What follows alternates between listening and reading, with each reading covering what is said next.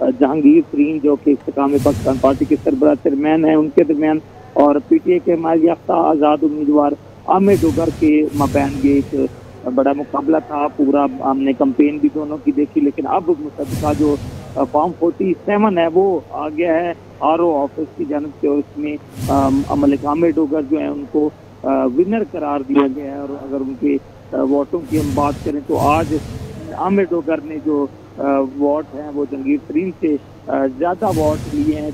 उसमें मुकम्मल तौर पर 1,43,613 वोट जो है आमिर डोगर ने हासिल किए। इनके मद्दे मुकाबले जहांगीर तरीन ने 50,166 वोट भी वो हासिल कर सके हैं। और इस तरह बाकायदा तौर पर ये जो फैसला है वो सुना दिया गया है।